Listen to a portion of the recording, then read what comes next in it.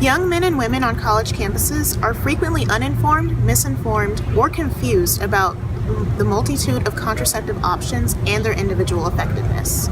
Furthermore, some students do not understand the necessary compliance and diligence that accompanies specific forms of birth control, like the pill, in contrast to less user-reliant forms such as an implantable device.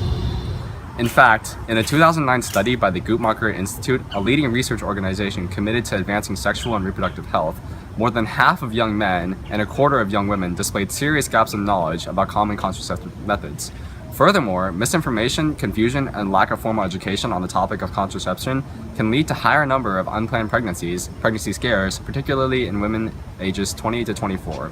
To show this prevalence, a 2011 survey displayed that the highest undetected pregnancy rates were in college-age women. In fact, 81 per 1,000 women, compared to the average rate of 45 per 1,000 women in the United States. To combat these statistics, it is necessary to develop a plan which increases the overall knowledge of college-aged men and women on the many forms of birth control and their individual effectiveness.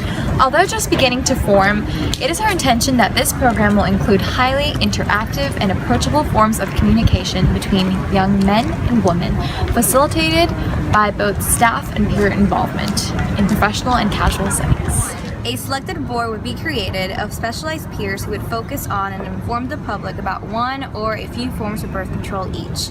These peers would hopefully have personal experience with and a vast knowledge about their particular form of birth control to be able to best convey the information. This program could then extend to more structured events with the involvement of healthcare professionals. In the same vein, videos will be created by and for students discussing personal experiences with different birth control options, such as IUD implantation procedures and the regularity required with pills. This program would remove fear and anxiety surrounding asking for and trying a new contraceptive method. A major hindrance to the acceptance of birth control by young women is the negative ideas with their parents.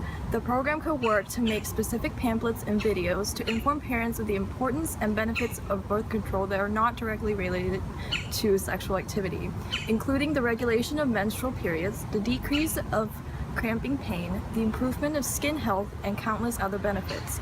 Furthermore, this program could be an easier path for young women in this situation to explain to their parents with the help of healthcare professionals.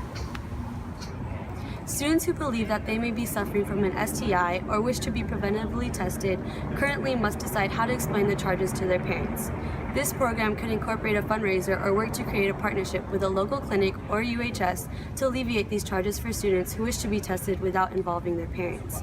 This fundraiser would not only inform the UT public about the program, but also raise money to fund the reduced or free STI testing.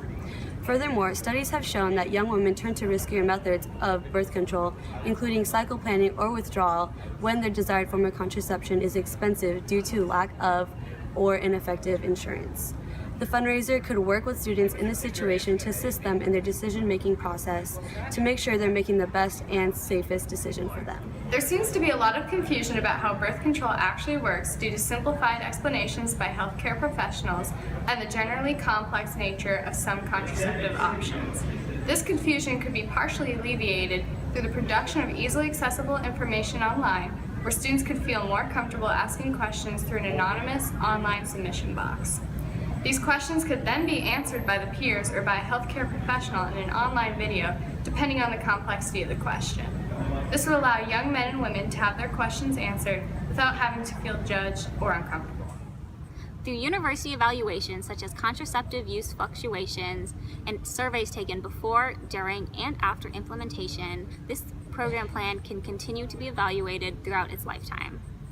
Furthermore, the application of the health belief model and regular assessments will be able to know whether we're staying on track and continue to improve, leading this idea to become a thriving part of a healthy UT campus.